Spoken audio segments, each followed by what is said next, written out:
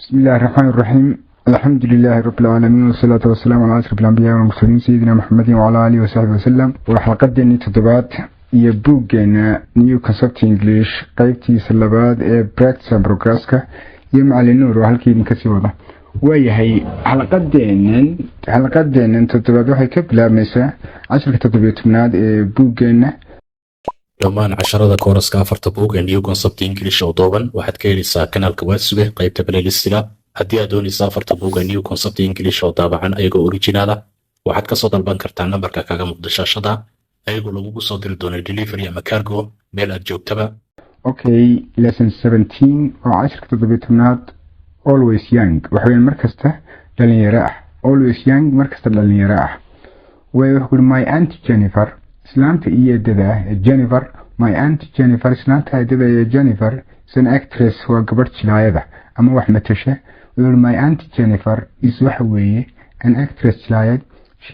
she must be waxa ay noqonaysaa she must be macnaha wax kale maahe waxaan bay noqonaysaa at least ala laqal 35 years old 35 jir she must be at least ala laqal waxay noqonaysaa ugu yaraan 35 years old 35 jir. In spite of this, لكن تنكسكو. In spite of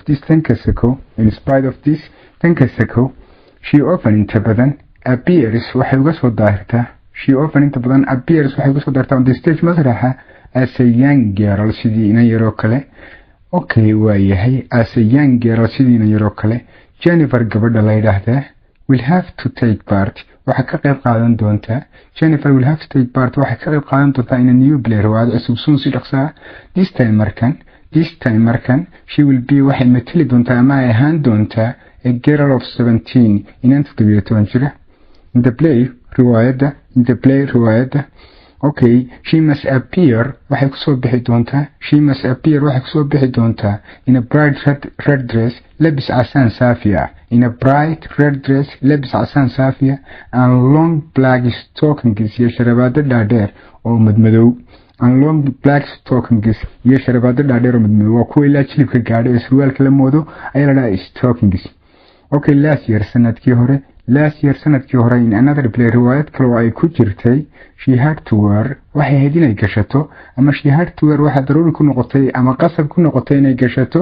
short socks sharabaado gaagaaban and a bright orange colored dress iyo labis isku jooga oo midabkiisu liimi yahay orange colored liimi ah bright saafina ah.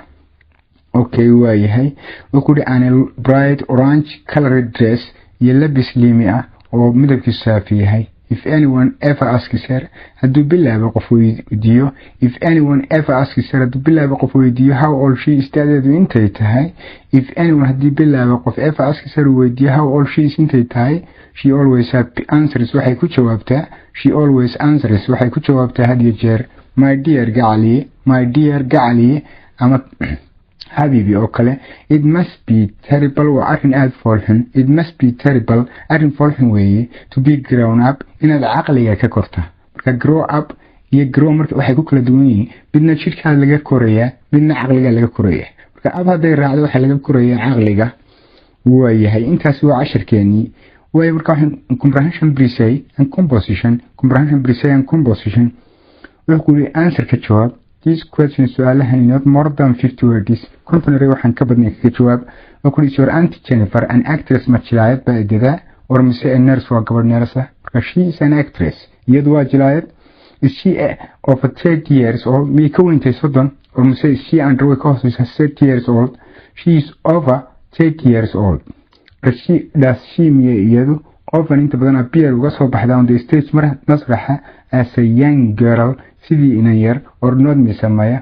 Okay man she often inta badan appears waxay uga soo baxdaa on the stage masraxa as a young girl sidii ina yar she often inta badan appears waxay uga soo baxdaa on the stage masraxa as a young girl sidii ina yar. Okay, will Jennifer act miyay matali doontaa the part qayb of a girl of 17 minutes to 20 jira in a new play riwaayad cusub soon si dhaqsaa or not misamaya. Okay, she will act the part of a girl of 17 way matali doontaa in a new play soon riwaayad cusub. Does she ever tell anyone qofna miyay u sheegtaa how old she really is dhabahaan intay tahay or not misamaya. waa she never tells anyone. She never tells weligeed ma sheegto anyone qofnaba how old she is da'deedu intay tahay. Way key structureska ama grammarka ama point of grammarka waxaan ku baran doonaa must waxay sheegaysaa markii kaligeed tahay waajib ama obligation waxay la macno tahay have to oo kale. Have to ayay la macno tahay. wax kuli ama waajib qasab ay sheegaysaa compulsory obligation bay sheegaysaa. way study sentences warahan diraase instead of saying halkaad ka oran masalan I must leave now waa inaan imka baxaa we can say waxaan oran karnaa I have to leave now. marka have to waxay la macno tahay must orama I have got to leave now. I have got dambe Ingiriisku ba isticmaala Mareykanku ma isticmaalo. He must leave now isagu waa inuu imika baxaa waxaan oran karnaa he has to leave now waa inuu hadda tagaa or ama he has got to leave now or ama he has got to leave now. must you ma waxa waajibku waa leave inaad baxdo now hadda waad oran kartaa markaa waad ku bedelan kartaa do you have to leave now miyay kula gudboon tahay or have you got to leave now. okay we must leave early tomorrow bari waa inaan goor tagnaa waa inagu qasab waxaan ku bedelan karnaa we have to leave early tomorrow or ama we have got to leave waa inaan goor tagnaa early goor hore tomorrow bari toole or ama we shall have to leave early tomorrow bari waa inaan goor baxnaa. okay he said waxa uu sheegay he must leave early inay ahayd inuu goor tago waxaan oranaa markaas he said waxa uu yiri he would have to lambaas baa laga hadlayaa he would have to inay la gudbooneyd leave inuu baxo early goor hore. laakiin kuwan oo kale markaad baas ka hadlayso waajib baasa ama necessity baas oo yani wax daruuri ahaa oo bari hore dhacay halka waxaad ka isticmaalaysaa must waxa lagu isticmaalayaa present iyo future laakiin had to ayaa la isticmaalayaa past tense kooda. we cannot use kuma isticmaali karno must kelmadda la yidhaahdo in this sentence jumladan. we cannot use kuma isticmaali karno must kelmadda la yidhaahdo in this sentence jumladan. she had to go shopping waxay ahayd inay dukaamaysi u baxdo. she had to waxaa daruuri ku ahayd go inay u baxdo ama tagto shopping dukaamaysi ama wax soo iibsi yesterday shalay. marka had to you know waxaad garanaysaa inay tahay maxaan ahay baaskii must iyo have to. laakiin must be haddii la yidhaahdo waxay sheegaysaa iyadu oo b ay daba dhacdo probability oo kale. probability waxa la yidhaha ixtimaal ama wax dhici kara. instead of saying Caroline I personally think anigu shakhsiyan waxaan qabaa he is a fool inuu naas yahay yani waxaynu oran karnaa si fudud he must be a fool de wax kale ku sheegay garan maaye ninkaas waa naasun. I personally think anigu qofaan waxaan qabaa he is mad inuu waalan yahay he must be mad de waa inuu waalan yahay markaas. I personally think anigu qof ahaan waxaan qabaa she is over 40 inay 40 ka weyn tahay inay 40 ka weyn tahay we can say waxaan ku bedelan karnaa she must be over 40 marka ihtimaalaad wajiga qofka aad kala soo bixi karto ama abuurtiisa oo kale inaad kala soo dhaxbi karto ayaa looga jeedaa markaas must be daas waa ihtimaal yani speculation ka aad ka heshay ama ihtimaalka kaaga soo baxay markii aad qiyaastay oo kale. waa yahay waa tahay wuxuu marka exercise waa laylis underline hoos ka calaamadi the verbs falalka must or have to must you have to the passage qadacada ku jira. waa yahay taas waa mid bida qaybta supply waxaad ku buuxisaa must kelmadda la yiraahdo or amada corrective form habka saxda ah of have to in the spaces below meelaha banaan. do not refer ha ku noqon to the passage qadacada oo yani ha eegan until finish text la iska dhamayso. my aunt Jennifer is an actress waa jilaayad. she must be at least ala aqal waxay noqonaysaa ama ugu yaraan 35 years old. in spite of this tanka seko she often appears inta badan waxay uga soo baxdaa on the stage masraxa as a young girl sidii inay. Jennifer gabadha will have to take part waxay ka qayb qaadan doontaa in a new play soon riwaayad cusub oo dhaqsaa. this time markan she will be waxay matali doontaa a girl of 17 inta daba jira. in the play riwaayada she must appear waa inay kusoo daahirta ama kusoo baxdaa in a bright red dress labis casaan saafiya and a long black stockings iyo sharabaado dhaadheer oo madow. last year sanadkii hore in another play riwaayad kale she had to wear waxaa qasab ku noqotay inay gashato short socks sharabaado gaagaaban and a bright orange colored dress iyo labis liimi ah oo midabkiisu saafi yahay. if anyone haddii shakhsi ever asks her uu abdi weydiiyo ama weligeed weydiiyo how old she is da'deeda she always answers waxay ku jawaabtaa my dear gacaliye it must be terrible way liidata ama waa arrin foolxun to be grown up inaad caqliga ka korta inaad caruurnimo iskaga jirto ayaa had iyo jeer fiican. waayahay qaybta siida wax guraad qortii sentence again waraha mar labaad qor using adoo isticmaalaya must kelmadda la or have to in place of the word is in italics read the halkay ku qoran yihiin. example salahan it is necessary for you waxa ku daruuri ah to work hard inaad dadaasho waxaan ku bedelan karaynaa oran karnaa you must waa inaad ama have to waa inaad work hard dadaasha it will be necessary for you waxa daruuri ku noqon doonta to see a doctor you will have to see you will have to see a doctor is it necessary for you daruuri ba to make so much noise marka waxa leeyahay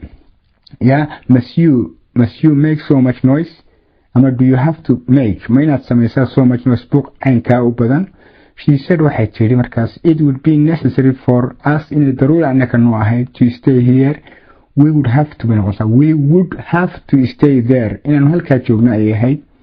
it is necessary for me to have some help I must have some help ama I have to have some help when kaalme hela it was necessary for him macna daruuri buu yahay to go out last night inuu habeen hore baxo markaas he had to go out last night special difficulties ka ama qaybtii luqadda sucubaadka gaarka casharka ereyada la isku qaldo si qaldan loo isticmaalo way ku weedis ereyada often inta badan confused la isku qaldo and misused si qaldan loo isticmaalo as kelmad la dhaafar macna ay leedahay balada macnaha hore aan eegno she often appears inta badan waxay uga soo daahirtaa on the stage masrax markay jilayso as a young girl in yaro kale paragraphka labaad laynka saddexaad ilaa ka afraad bay ku jirtay kaas kelmadda la kanaaf waxay yeelan kartaa a number of meanings dhowr macne okay baadoo fiirso markaas I cannot come ma iman karo as I am busy because I am busy maxaa waaye ana yani mashquul baanay as I was leaving the house markaan guriga ka tagay the postman ninkii boos wala ahaa brood wuxuu keenay letter waraq marka waxay noqonaysaa at the time when markii aan qabo ama samee as you are told sida lagu faray marka waa the thing that you are told waxaan sheegay lagu faray wax kale ha qaban waa kama umr if'al kama umr yani okay he works wuxuu ku shaqeeyaa ama uu ku shaqeeyaa as an engineer in the position of an engineer marka astas waxay la macnaatay in the position of waad ku bedelan kartaa asta horena waxaad ku bedelan kartaa the thing that you are told way qaybta bida wuxuu ku dress waa labiska dumarka suud waa dumarka macnaha aan leeyahay dress waa isku jooga dumarka suud waa isku jooga ragga costume labadiba way ka dhaxaysaa oo dumarka iyo raggiiba she must appear waxay ku soo daahiraysaa in a bright red dress wuxuu study daraasee di ama baro these examples tusaalooyinkan my sister walaashay bood waxay iibsatay new dress labis cusub oo isku jooga yesterday shalay my brother walaalkay never wears abid ma gashado ready-made suits all the actors dhammaan jilayaashu war waxay gashanayeen 15th century costumes labisyadii ama maryihii la xidhan jiray qarnigii 15aad grow waa markaad caqliga macnaha jidhahaan u korto and grow up waa markaad caqliga ka korto it must be terrible way foolxun tahay to be grown up inaad caqliga ka korta study these examples tusaalooyinkan baro children caruurtu grow kuwii dhaqsay u weynaadaan the grass cawsku has grown very high aad buu dheeraaday some people dadka qaarkood never grow up caqligaba kama koraan ciyaalun bay had iyo jeer ahaadaan waa mature in mind mature waa qaangaadhka in mind xagga garaadka mature waa qaangaadhka in mind xagga garaadka way exercise walaaliis what does us mean macnaha as muxuu noqonayaa these sentences wadaan soo socda he works as a pilot ugu horeysa waxa in the position of you mustn't shout waa inaad qaylin so loudly kor as you will wake up the baby talabaadna waxay noqonaysaa because you will wake up the baby as you were listening to the radio markaan macnaha dhegeysanaya idaacadda someone knocked at the door marka waxay as at the time when wata saddexaad at the time when markii aan qaybta bida choose ka doorada correct words ereyada saxda in the following sentences wadaha soo socda trees dhirta taygu waxay ku qaadatay long time waqti dheer to grow inay koraan hore la gelinaya my father abahay bood wuxuu iibsaday a new suit macnaha suud cusub recently waa dhaweyd she hired waxay kireysatay ama soo ijaaratay a costume bay usoo ijaaratay ama soo kireysatay for the fancy dress party xafladda gaarka ah dresskii lagu tegay fancy dress waxaa la labis gaar ah dresska loo xidha la dhaha fancy dress waa xaflad fantasiya ah do you like ma jeceshahay my sister's new dress labiska cusub ee walaashay costume oran maysid way costume labadiba way u dhaxaysaa okay halka waxaynu ku dhamaadaan casharka 17aad let us pass aan u gudubno okay casharka 18aad lesson 18 waa casharka 18 you often does this ceebti maaha waa caadadii macnaha ay buu ka hadlaya markaas he often inta badan does uu sameeya this arrintan imikun muu samayn markaas wuxuu yidhi after I had lunch kadib markaan ka qadeeyey after I had lunch kadib markaan ka qadeeyay ada filicin hudheel yaro xaafadeed hadha dambe waa eat oo kale okay inna waa hudheelkan yare balbalooyinkan dumarku haystaan wax lagu sameeyo ama wax lagu cuno ama meesha khamriga lagu cadba la dhaha in wuxuu yidhi after I had lunch after I had lunch kadib markaan qadeeyey ada village in hudheel yaro xaafadeed I looked for my bag shandadaydii baan waayey I looked for my bag waxaan deydiyey shandadaydii yareed ama yacni bag jiraa jeebkaygu jiray I had left it waxaan kaga tegay on a chair kursi beside the door albaabka agtiisa and now markan aan deydiyeyna it wasn't there halkan may oolin meeshii may oolin as I was looking for it markii aan raadinayay the innkeeper ninkii hudheelka kemin soo galay he asked wuxuu ii su-aalay oo igu yidhi did you have a good meal war cunto wacan cuntay did you have a good meal cunto wacan cuntay yes thank you how waad mahadsantay baan ku yidhi I answered anaa ugu jawaabay buu yidhi but I can't pay laakiin iskama bixin karo the bill qabitaankayga wixii aan qabay but I can't pay the bill I haven't got my bag shandadaydii yareyd ayaan waayey I haven't got ma heli karo my bag shandadaydii yareyd the innkeeper ninkii hudheelka hayey smiled uu dhoolla cadeeyey and immediately markiiba went out uu baxay in a few minutes daqiiqada gudahood he returned uu soo laabtay with my bag isagoo sida shandadaydii yareyd and gave it back to me dabadna uu iisoo celiyey I'm very sorry he said wuxuu niyo aad baan uga xumahay I'm very sorry he said aad baan uga xumahay my dog aygayga had taken it into ayaa u qaato into the garden beerta gudaheeda he often inta badanna does uu sameeya this arrintan I'm very sorry aad baan uga xumahay said ayuu yidhi my dog aygayga had taken it into the garden ayaa beerta la galay he often does this inta badanna sidan waa uu sameeyaa marka maanta un lamuu soo bixin waayahay marka waxaan ku baranaa halkan haaf macnayaasha ay yeelan karto iyo macnaha originally ay u dhalantay waa markaan grammarka ka hadlayno ama key structures ka hadlayno laakiin intaynaan gudbin key structures qablaan ka jawaabno su-aalahan comprehension precisation composition wuxuu waa soo gaabin fahmitaan iyo curis answer this question su-aalahan ka jawaabin not more than 40 words 40 eri waxaan ka badnayn did the writer have lunch at the village hudheel xaafadeed buu ka qadeeyey or not musamay he had village ama he had lunch at the village mee wuxuu ka qadeeyey hudheel xaafadeed could she find her bag shandadeedii yareed ma heshay after her meal cuntada kadib or not musamaya markaa she couldn't find her bag could she pay the bill or not miyay iska bixin karaysay no she couldn't pay the bill who soon kuma markiiba found it for her iyada u helay the innkeeper soon found it for her ayaa u helay where had his dog taken it halkee uu eygiisu geeyey marka he had taken it into the garden beerta ayuu la galay key structureska aan u gudubno markaas waa haaf macnayaasha ay yeelan karto haaf macnaheedu hore labada macnee u dhalatay ama macnaha leedahay wax weyn own ama boosas waa lahaan sheegaysa mulki bay sheegaysaa okay study these uses bal eeg isticmaalada of half kelmadda half la yiraahdo waxaan ku masalan oo kale have you had lunch yet war wali ma qadaysay ka waxa la present perfect tense marka half hore waxay sameynaysaa tense-kii hadda dambe waxay noqonaysaa eaten oo kale after he had finished work kadib markuu hawshii dhameeyey he went on gurigii tagay tan past perfect tense ku bay sameynaysaa macna kale ugu ma jirto halkaas laakiin bal hadda u fiirso macnayaasheeda caadiga instead of saying halkan ku oran lahayn he owns a new house guri cusub buu leeyahay kan say waxaan oran karnaa he has a new house or ama waxaan oran karnaa he has got a new house marka goda dambe Greece kuma raaciyay Mareykanka ma raaciyay inta badan he possesses wuxuu haystaa uu leeyahay a lot of money lacag fara badan waxaan oran karnaa he has a lot of money ama he has got a lot of money does he possess miyuu haystaa ama miyuu leeyahay a lot of money lacag fara badan so has he lot of money or has he got a lot of money he doesn't possess ma laha ama ma haysto a lot of money lacag fara badan marka possess iyo own waa isku macno okay waxaad oran kartaa markaas he hasn't a lot of money lacag badan ma laha or he hasn't got a lot of money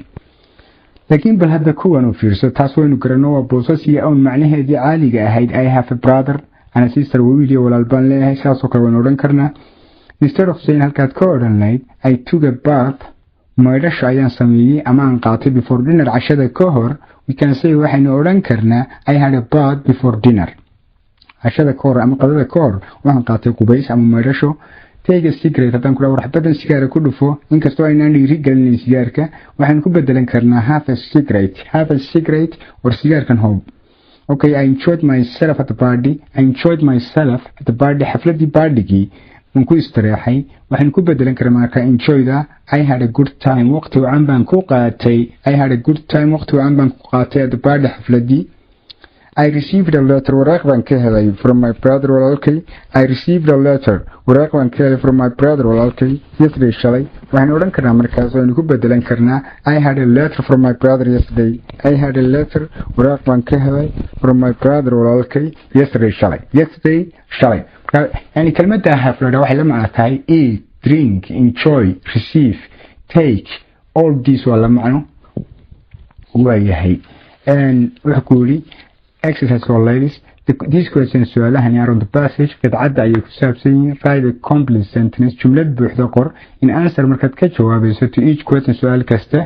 when did you look for your bag goormaad raadisay shandadaadii when I had a meal markaan cunteeyey what had you done with your bag maxaad ku samaysay shandadaadii I had lost it on a chair beside the door albaabka agtiisaan kaga tegey what did the innkeeper ask you muxuu ku weydiiyey ninkii innkeeperka ama hoteelka haystay he asked me wuxuu weydiiyey if I had a good meal bal inaan cunto fiican cunay why can't you pay the bill maxaa isaga bixin kari weyday because I haven't got my bag shandadii baan waayey what had the dog done with the bag muxuu ku sameeyey aygu he had taken it into the garden beerta ayuu qaatay qaybta bidasa balay ku buuxda correct form qaabka saxda oo half leedahay in the following kuwa soo socda do not refer to the passage qadcadda ha tixraacin until you finish the exercise ilaa layls ka dhamaysto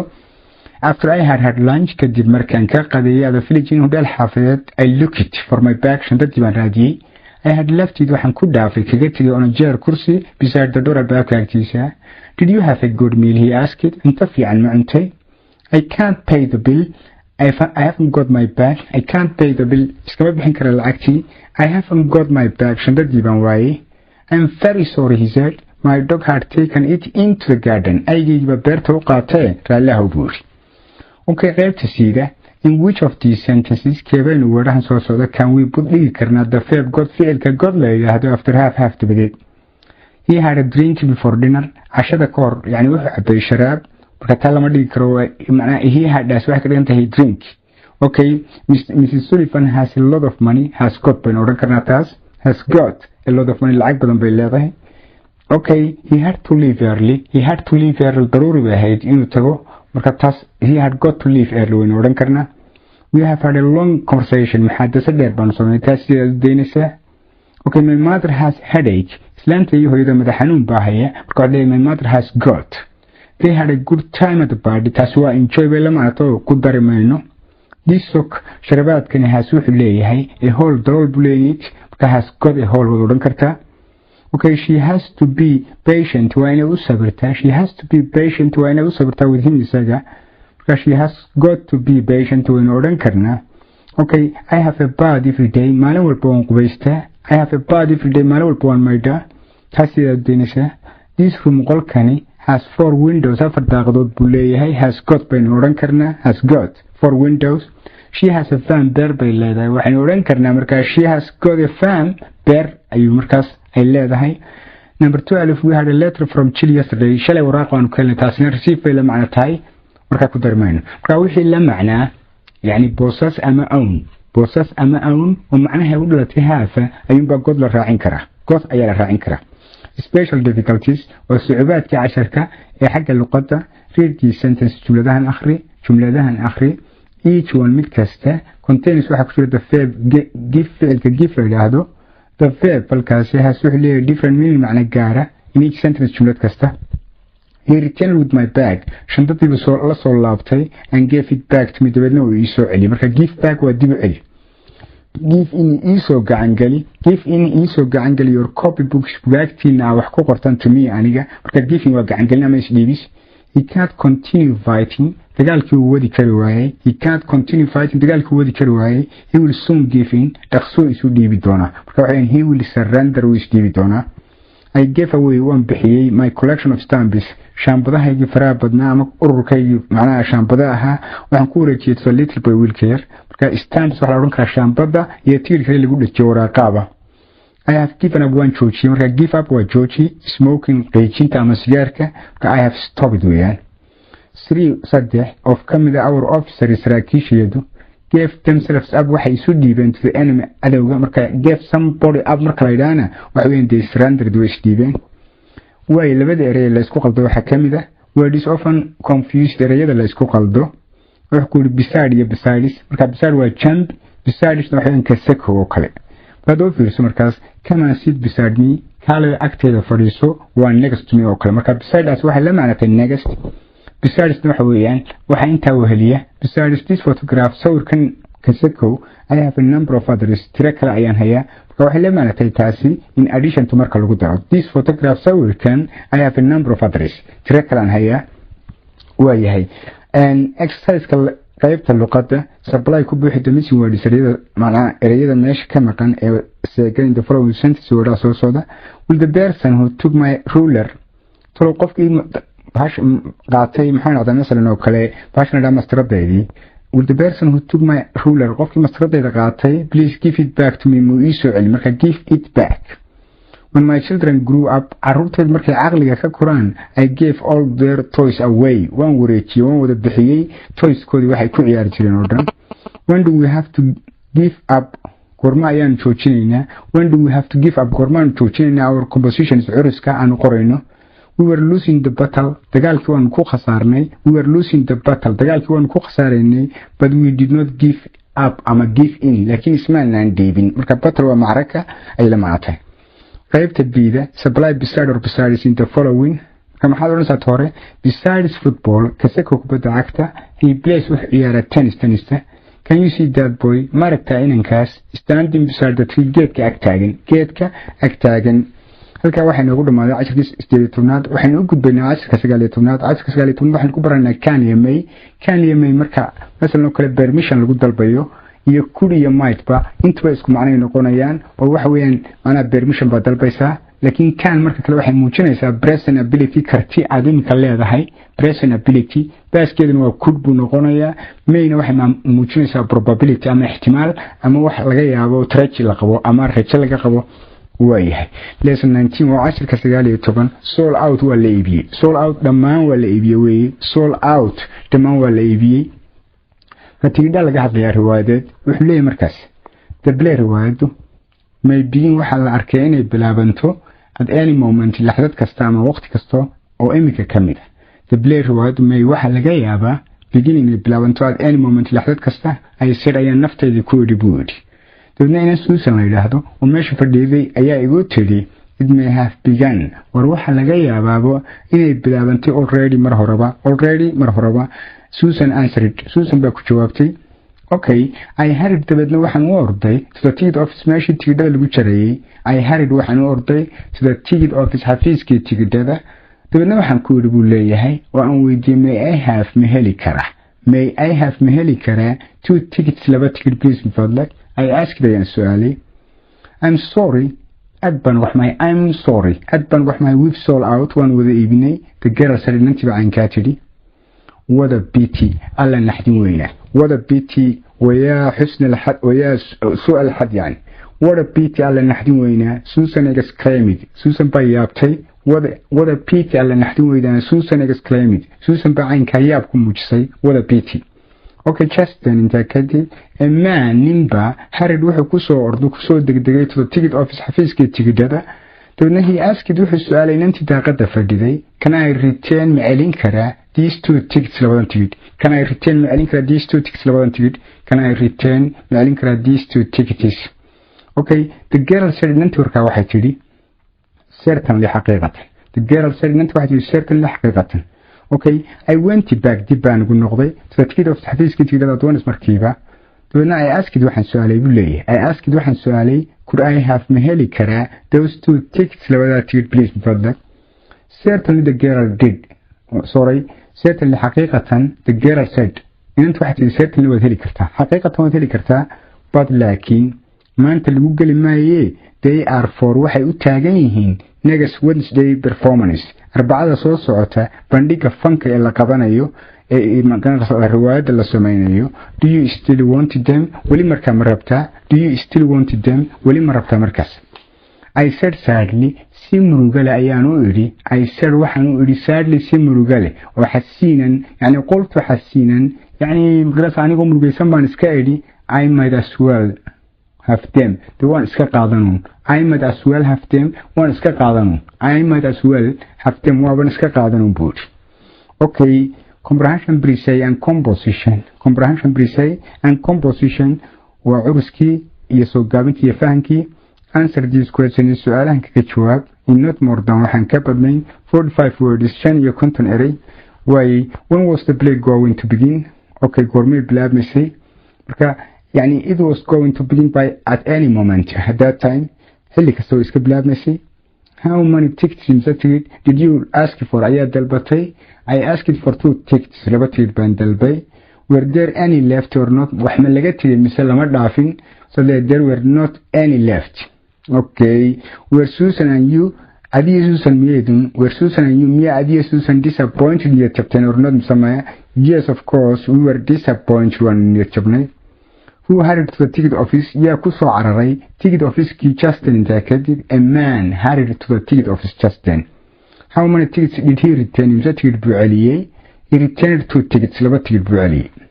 were they for that day's performance ما انت سألقوا قليه or were they for next Wednesday performance سار بعد سو سعوتي they were for that next day performance ما انت بعد سو سعوتي هي اللي قليه did you buy them or not ما escapes them سمان ليبسن so that I bought them one escapes them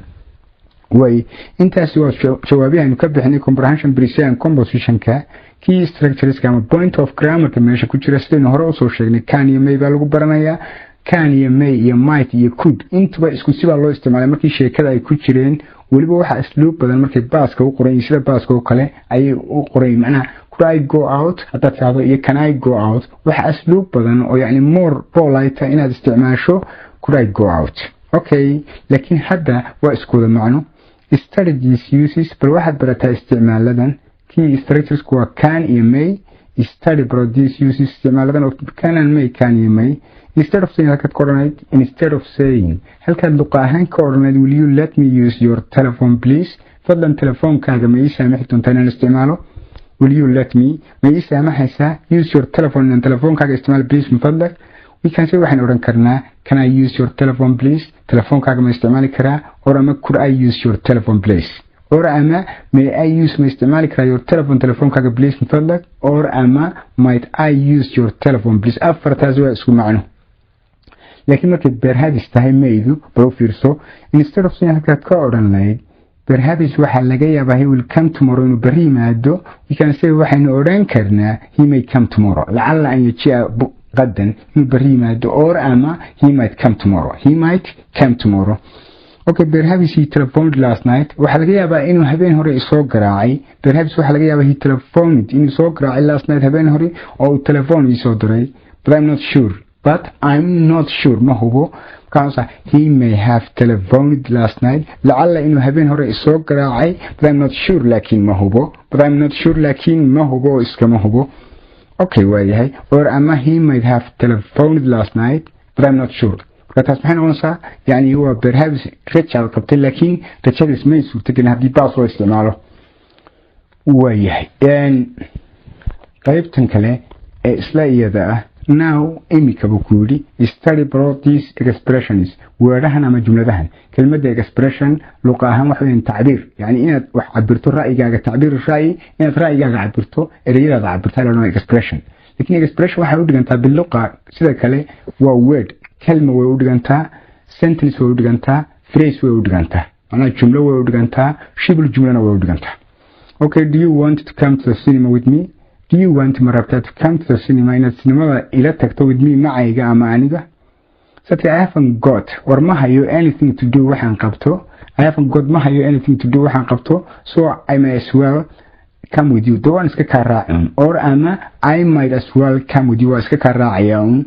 do you think ma kula tahay he will pass that exam imtixaankaa baasi doono do you think ma kula tahay he'll pass inuu baasi doono that exam imtixaanka he'll never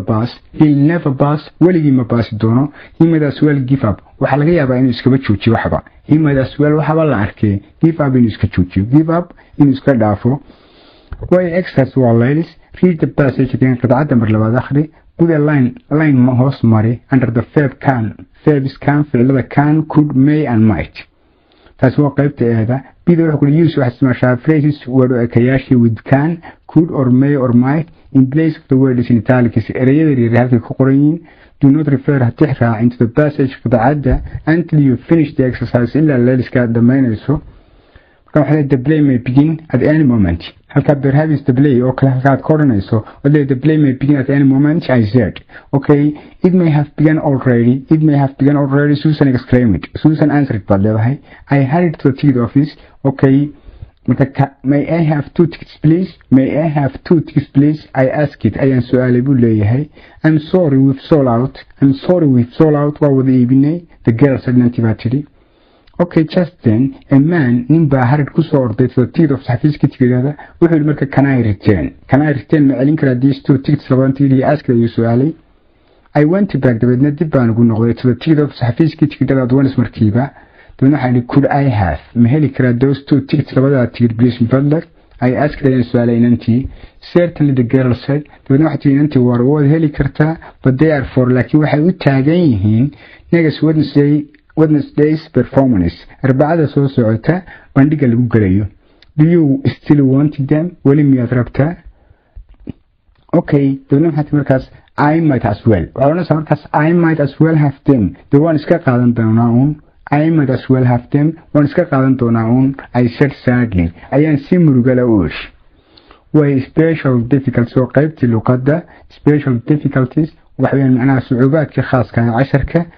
instead of saying halkaad ka odhanayso masalan oo kale badlan ama taqul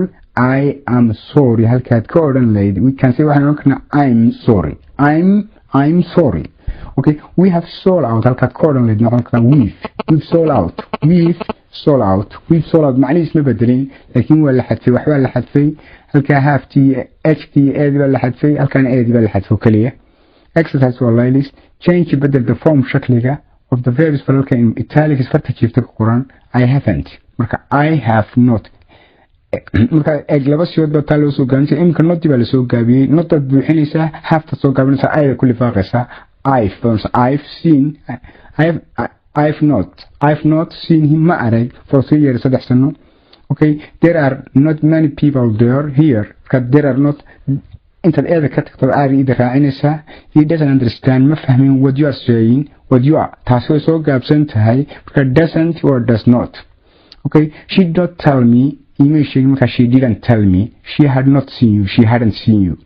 okay I shall not or I shan't stay a moment longer I shan't stay ma joogi doono a moment longer laxda intaa dheer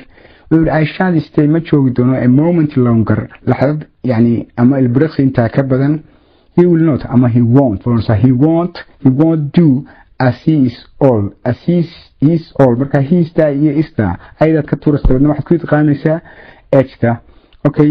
when will I see you when will be noqonaysa marka hadii lasoo gaabiyey when will I see you kii kaad qoraysaa what have you done you've broken that bottle sidii kale u dhig what have you done bay noqonaysaa you have broken that plate la form kun baa lagu bedelay okay he is in the living room wuxuu joogaa qolka fadhiga marka he is waad kala goynaysaa iyo he has just come tadambe has badgelinaysaa I cannot understand why he hasn't arrived I cannot understand ma fahmi karka I can't enter ayaad mid tuuraysaa dabadna apostrophe baad dhigaysaa dabadna I can't understand ma fahmi karo why he has not arrived nodaad buuxinaysaa markaas you mustn't believe him ha aaminin marka you must not okay I wasn't expecting you kuma filayn marka I was not ilan sidii kale baad u dhigaysaa I was not expecting you weren't supposed to arrive may hayn inaad timaado you weren't waa you were not born you were not supposed may ahayn to arrive inaad timaado until 6 o'clock ilaa 6 marka we're supposed I'm supposed haddaad maqasho waa should oo kale sheegaysaa that man's been in prison marka that man has been bay noqonaysaa that man has been in prison xabsigu ku jiray iyo they hadn't seen the film before they had not seen the film before filmka ma hore umay arag way halka waxaan ugu dhamaaday casharkii 19 waxaan ugu gudbinaa markaas casharka 20aad lesson 20 one man in a boat waa ninkii doonta ku jiray one man waa hal nin in a boat oo dooni ku jira marka bal hadda u fiirso waxaan ku baran doonaa markaas waxa loo yaqaan jaranka ama ismul ficilka ama ism yani u qoran qaabkii ficilka oo ing wata sida going oo kale eating oo kale ama teaching oo kale oo degaya ama dhacaya halkii maxalkii ama makaankii magacu dhici jiray ama naamku uu dhici jiray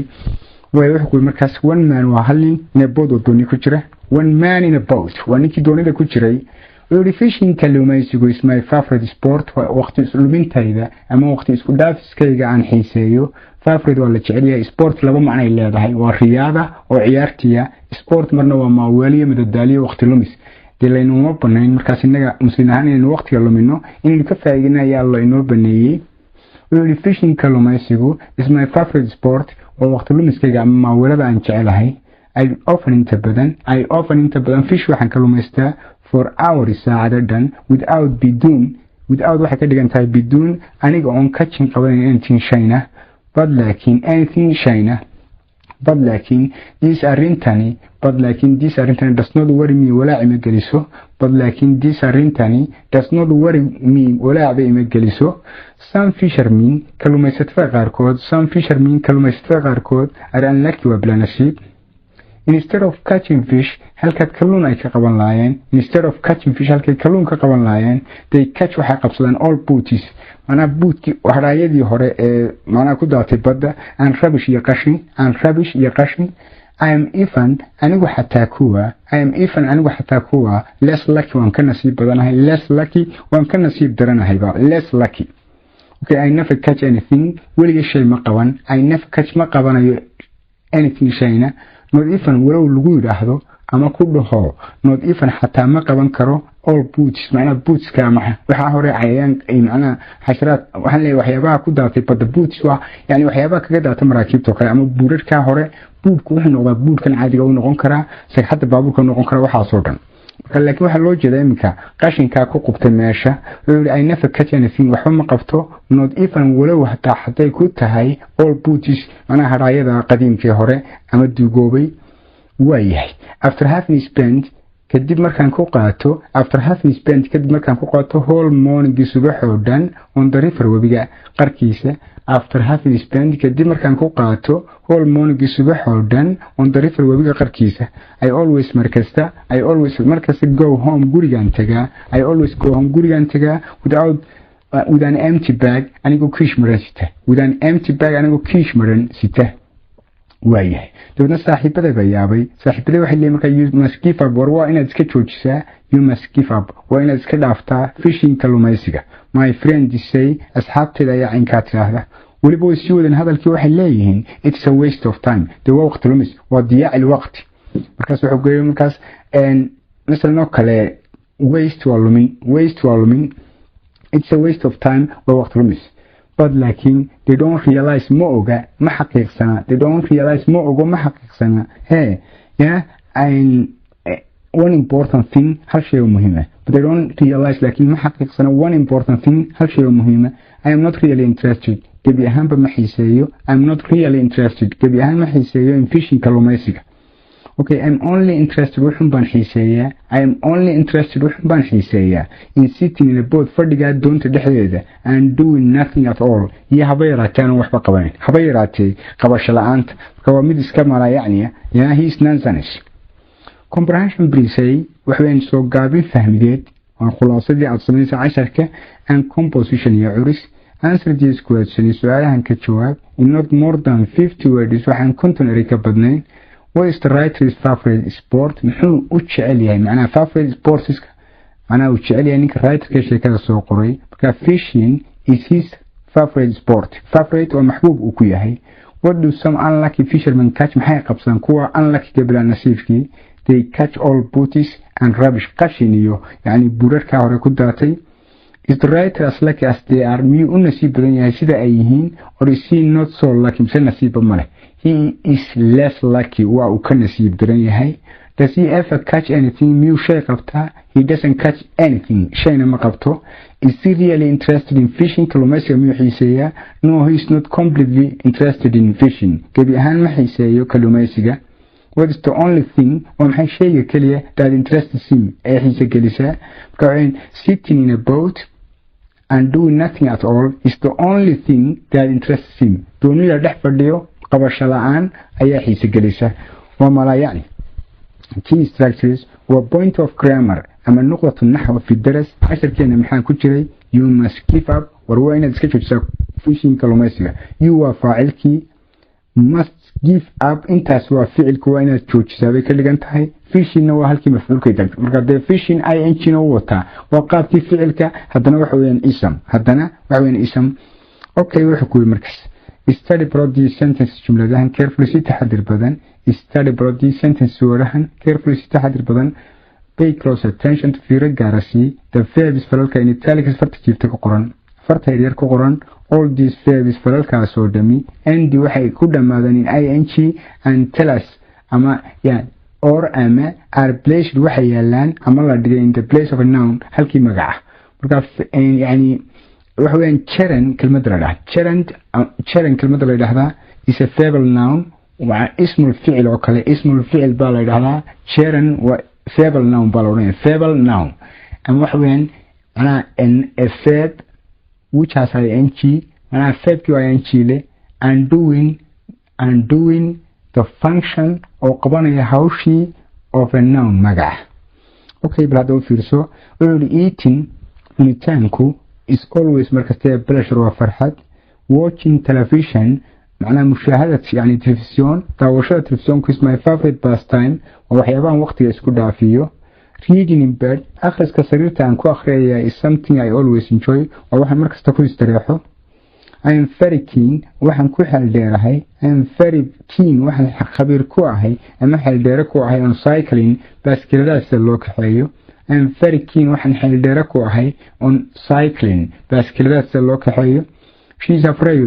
afraid waxay khaayif ka tahay hiya khaa'ifa waxay ka baqanaysaa staying in that house alone joogitaanka guriga ay joogto kaligeed he is capable waxa awood u leeyahay of doing anything inuu shay kasta qabto marka capable oo yani qaadir waxa karaya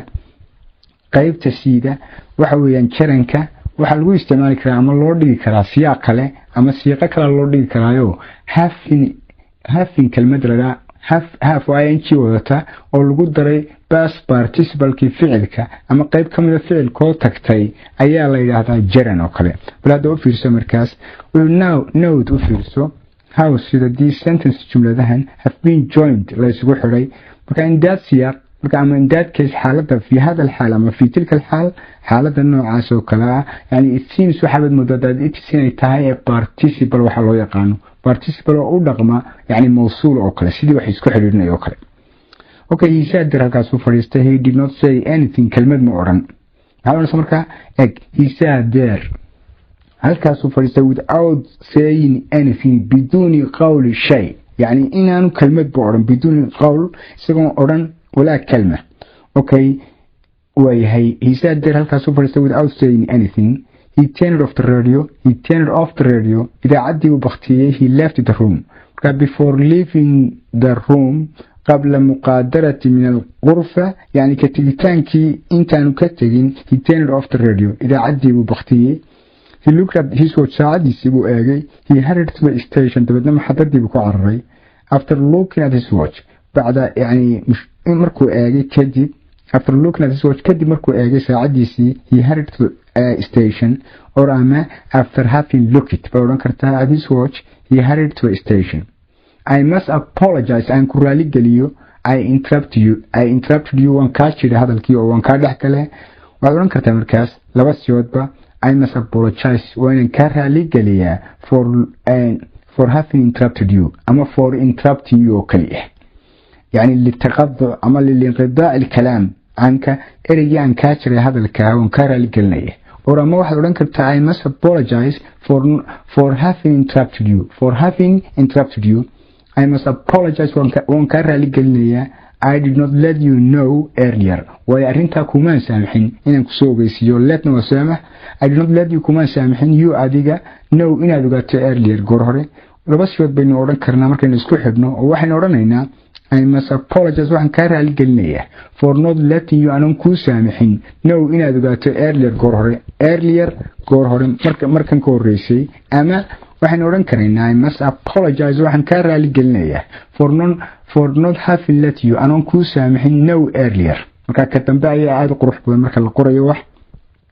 he congratulated me ويتهنيدي I congratulated me ويتهنيدي I won the competition ترتن كيبان كوليستي كم حاضرنا سلبس يود بعد وحريرين كرتا وعدون كرتا he congratulated me وحي يقول تهنيدي on winning قوشي عن كدقاري the competition ترتنك or أما he congratulated me ومعناه يقول تهنيدي on having won أنا كو كوليستي the competition ترتنكي وهي exercise والليلس underline هوستك علامة all the verbs دمان أفعاشة in the passage قد عدى كجرة that end يكون ما نسينا أيكي كتاسود قرنا سوا اسكي فهمي دونتا لكن let us أنكشك لأن كان let us do together عن وضع السمينو أقول give واحد كنتا the correct form شكلك صحدة of the verbs فلالك in practice خوزك كجرة do not refer هتحفى into the passage قد عدى until you finish the exercise until you finish إلا دمين so the exercise لسكا Fishing كالوميستيكو is my favorite sport. I often fish وحن إمبرن كالوميستا for hours ساعدو without catching بدون قبض anything أنو شيء قبنين but this did not worry me لكن تاني ولا إمجلسو some fishermen كالوميستا قاركود are unlucky وبلا نصيب instead of catching هالكي أياك قبن لاين fish كاللون they catch all booties بود كاهرون بيقبصانيان and rubbish يقاشنكا I even حتى less lucky وان كنصيب درانهاي I never catch anything شيئا ما قبته not even حتى all booties بود كاهرنا after having spent كدي مركان كله ميو أما كو قاتو whole morning الصبح ودان دريفر وبيغا قركيسة I always go home قولغا نسكت تقاودان empty bag أنا وكيش ملنسيته you must give up fishing كالوميسي اسكتشوشي you must give up fishing كالوميسي اسكتشوشي my friends say أصحابتي داياتي هذا it's a waste of time وضياع الوقت أما وقت كله ميو ويان but لكن they don't realize مرهم يسنا one important thing هالشيء مهمة I'm not really interested أنا ما بحيسيه in fishing كالوميسيجا I'm only interested روحن بحيسيه in sitting in a boat بالجلوس يعني في السفينة أنا إسكالح فليت دوني ده and doing nothing at all وأنا وحبان قبنين أوكي ويا قيب تسيدة join these pairs اسكو حرير لما نياشن of sentences وراءه with the word is given area lagu siiyay in practice qowska make any other necessary changes isbedel kasto du aragto daruri he went out of the restaurant without paying the bill he went out ka baxay of the restaurant macnaha hotelki without paying isagoon ka bixin the bill wixii uu qabay she bought a pair of boots buud ay iibsatay instead of getting halkii ka qaadan lahayd halkii ka heli lahayd a pair of shoes Okay, she was afraid of waxay ka baqanaysay spending the night alone inay habeenkii kaligeed noqoto oo kaligeed ku qaadato guriga okay after hearing the news ama after having heard saa waran karta after having heard kadib markay maqashay news warkii she fainted way suuxdayba yani gabigeeda suuxdin baa ku dhacday oo yani maskaxdeeda dhawaqday oo dhulka gashay she fainted okay think carefully before answering my question think carefully معناه تفكر يعني هادئا before answering my question intaan su-aashayda ka jawaabin on seeing the plane markaan arkay diyaaradii oo coming towards me igu soo socota I dashed waxaan u tallaabo dheereeyay for cover meel gabooda special difficulties waa qaybtii luqadda grammarkii baynu ka soo baxnay words often confused waa ereyada la isku qaldo interested waa xiiseeya qofkaasaa xiiseeya interestna waa xiisa leh excited waa kacsan hayjaan ah ama faraxsan oo yani sawaxan iyo qaylo ku jira excitedna sheeko oo kale marka la sheekadaasi xiisay leeday ayaa laga hadlayaa study brought this example tusaalooyinkan wuxuu waa participle ama verb participle ama verbal adjective la yiraahdaa verbal adjective sifa ka timi ficil oo kale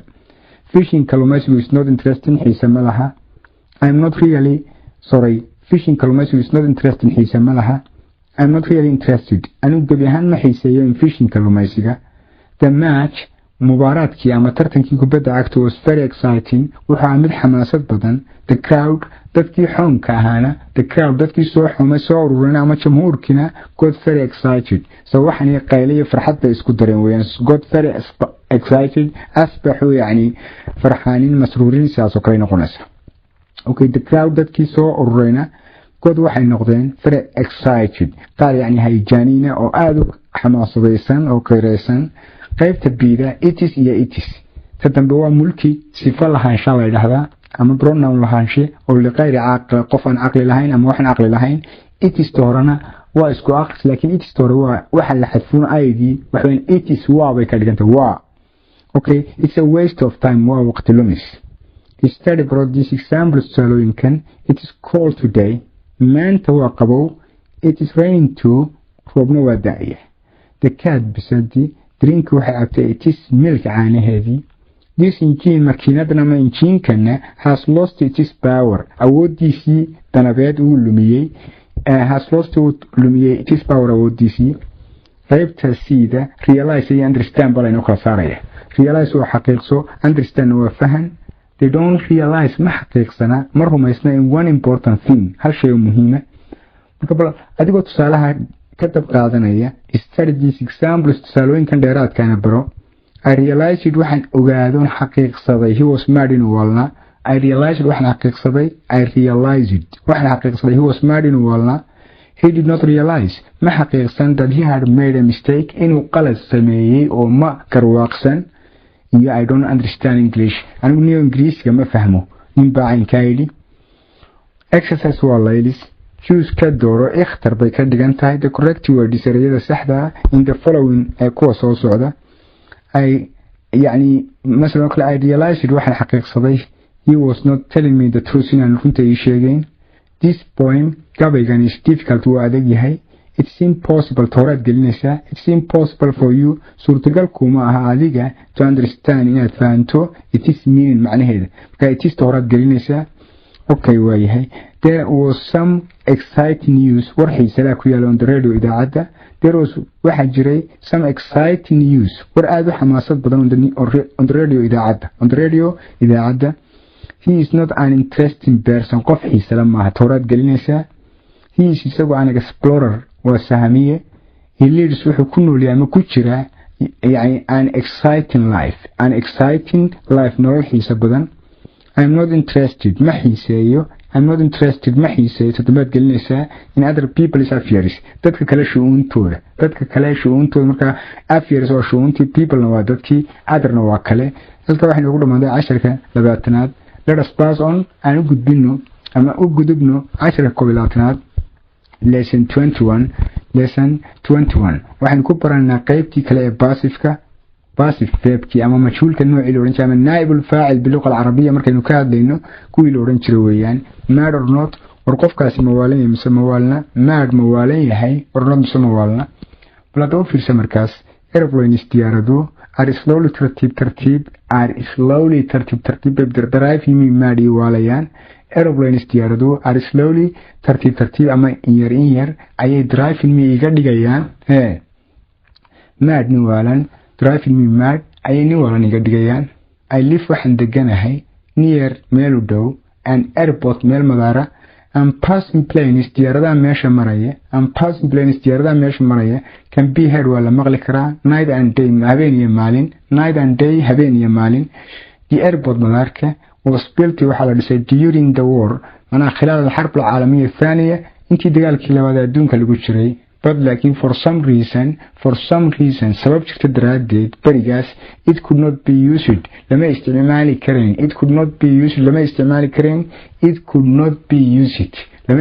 karayn den markaas. dentaasi maaha bacd imika waa berigaas datan bay ka dhigan tahay. last year sanadkii hore however si kastaba ahaatee it came into use way howlgalay. of 100 people in ka badan 100 qof in 100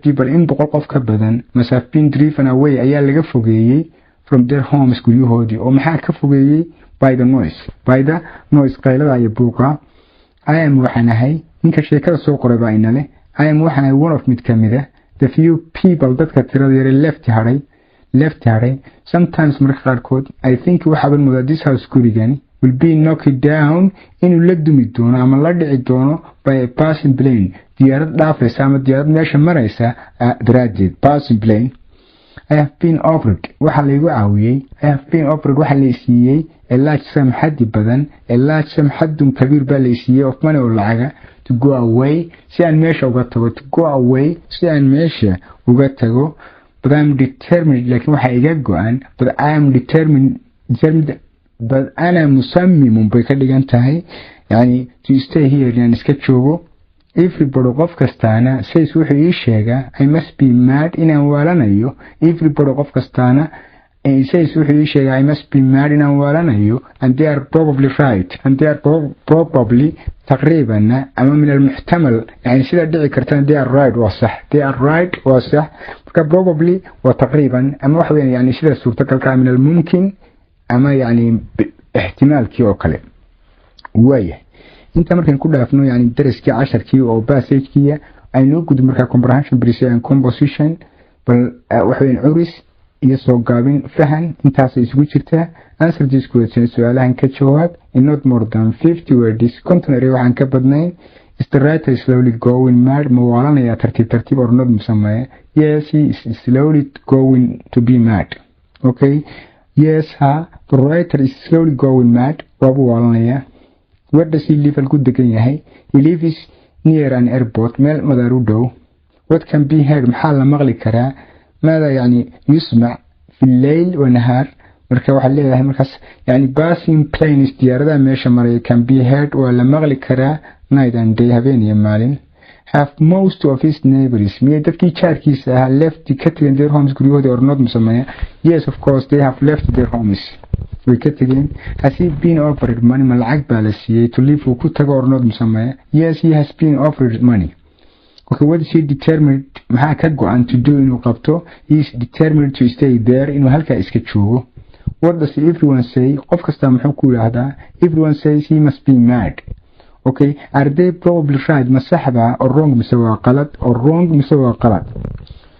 way inta markaan jawaabin kaga gudubno qaybtii labaad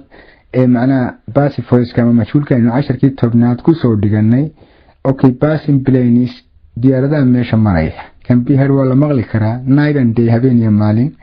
waa key structures waxaan point of grammar in the lesson. nuqdatu naxw fi daras ayaa la oranayaa waa nuqdada grammarka ee ku jirta 10keenan.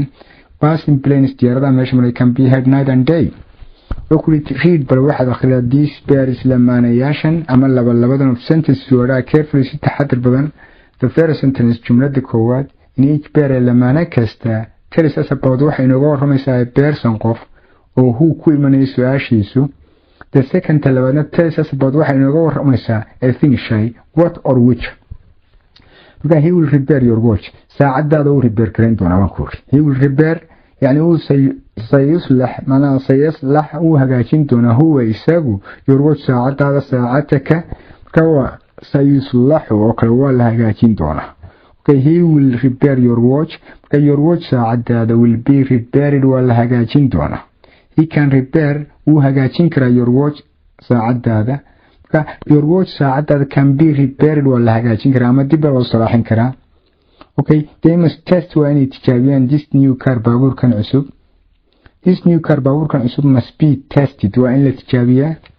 you have to write waa inaad qortaa this letter waraaqana again mar labaad. you have to write waa inaad qortaa this letter waraaqana again mar labaad. عليك أن تكتب هذه الرسالة مرة ثانية.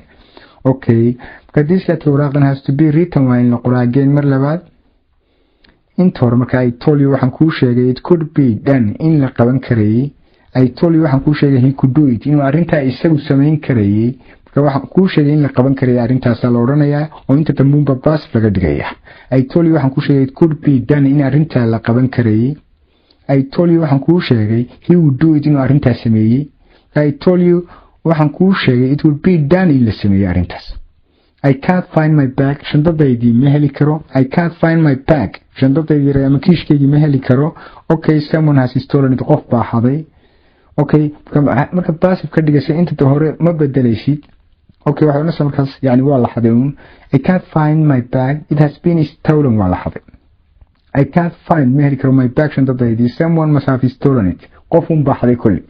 Marka يعني it must have been stolen, دوائن لحظيون. I can't find my bag شنطة إذا مهلي كرو it must have been stolen. وح كلا قرن ماي وح منكسوق بجوينية إن لحظي بكرة كانت مركز. وعلى إذا مركز auxiliary في هذس أو لبا modal auxiliaries بالله هذا. modal auxiliaries هو كان يكون يمي يول يشال يكون واحد هذا modal auxiliaries. كان modal auxiliaries كأي سمين هي أنا passive voice كا. وحلقود درا be هي passive participle فعل كا can be eaten, can be repaired, can be done, saasoo kale ayaa la odhanaya.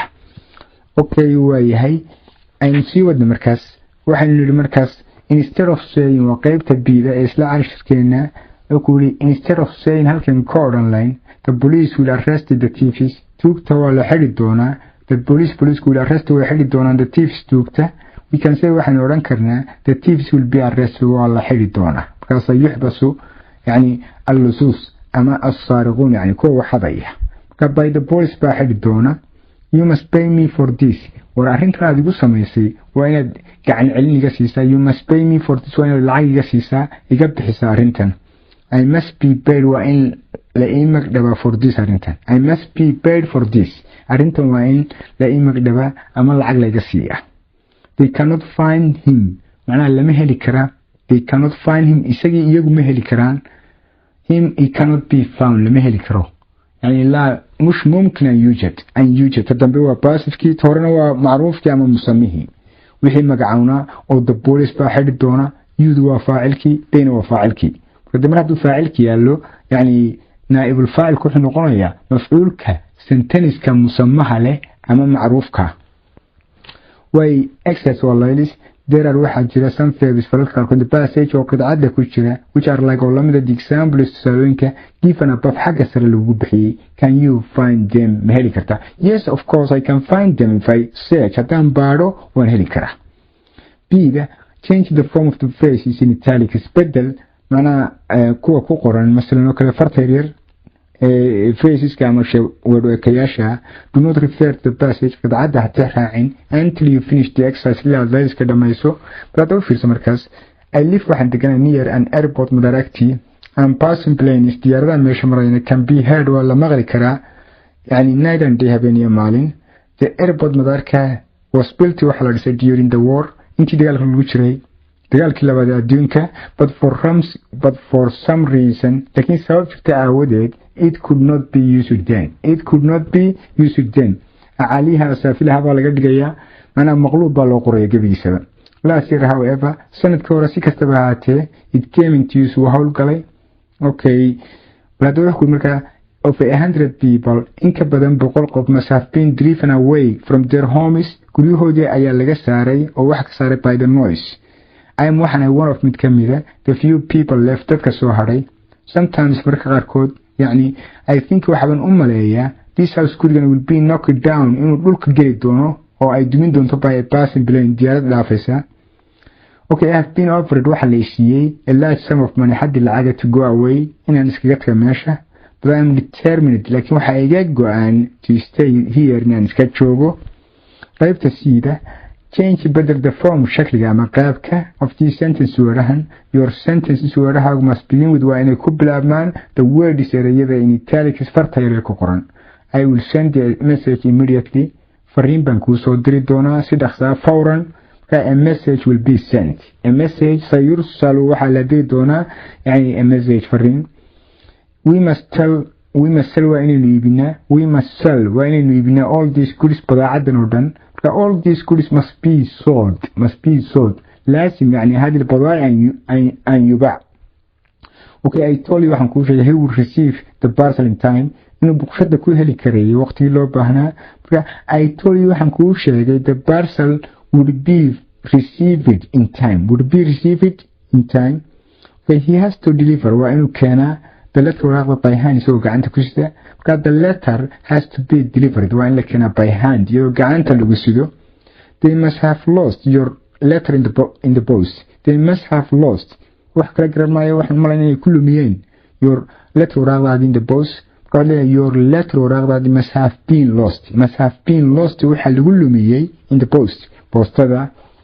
waayahay aan ka gudubno markaas intaas waa layliskii aynu qaybtii luqadda u gudubno special difficultieska erayada la isku qaldo. Special difficulties waa words erayada often inta badan confused la isku qaldo, confused la isku qaldo and misuse it si qaldan loo isticmaalo, drive iyo plado fiirso. This verb can be used waxa loo isticmaali karaa in many ways siyaabo badan. Study these examples bal inta macnuu yeesho u fiirso. Aeroplanes diyaaradu are slowly driving me mad. tartiib bay iwaalayaan marka making me yashcalini waxay iga yeelayaan ama iga dhigayaan ana majnuunan. Allahumma la tafal ilaahu naga yeelin.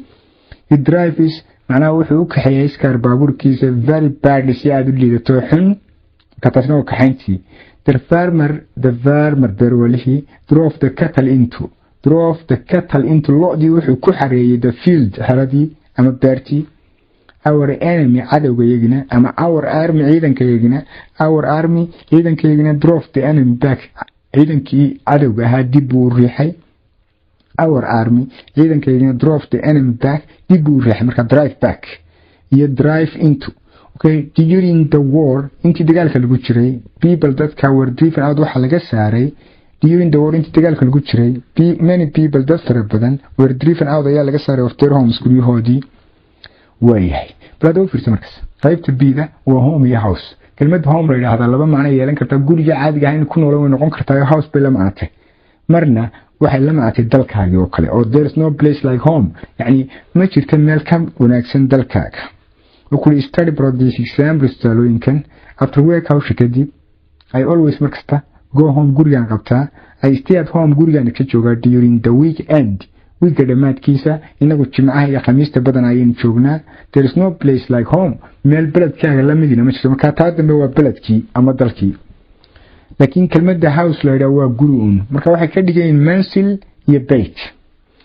they are building many new houses guryo badan bay ka dhisayeen in our district degmadeeda. They are building many new houses guryo badan oo cusub bay ka dhigayaan in our district degmadeeda. Houses guryo are very expensive aad bay qaali u yihiin. Houses guryo are very expensive aad bay qaali u yihiin. I paid waxaan ka bixiyay a lot of money lacag fara badan for a new house guri cusub.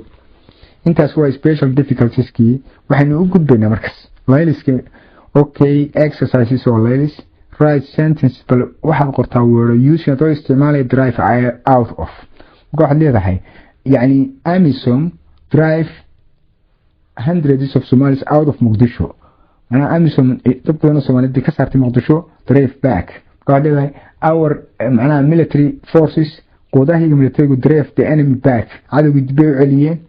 Okay, drive into. I will drive my car into the garage. I will drive my car into the garage. Garage kan gelin doona baabuurkayga. qaybta bida supply house or houses or home inta midkood ku buuxin the following kuwa soo socda. It was raining heavily. roob baa da'ayay and I was glad waan ku farxay to get home inaan gurigii gaadho marka home baad gelinaysa koowaad. The government al-xukuumatu plans waxay qorsheynaysaa to build inay dhisto thousands of houses guryo badan next year sanadka soo socda. He is very rich yani waa nin taajir oo qaniya. He owns wuxuu ku leeyahay house guri in the country beledka ama dalka. Most people dadka badankiisu like waxay jecel to spend inay ku qaataan their Christmas ciida Kristaanku inagu Kristaan manina Muslim baynu nahay marka Kristaanku waxay jecel inay ku qaataan holidays fasaxooda at home beledkooda ama dalkooda. At home beledkooda ama dalkooda. waayahay xalqadeeni toddobaad ee buuggeena new concept ee kamid ah silsiladeena new concept Englishka haddii la yiraahdo halka inoo joogo waa macallin Nuur oo idin leh. Salaamu alaykum wa rahmatullahi wa barakaatuh.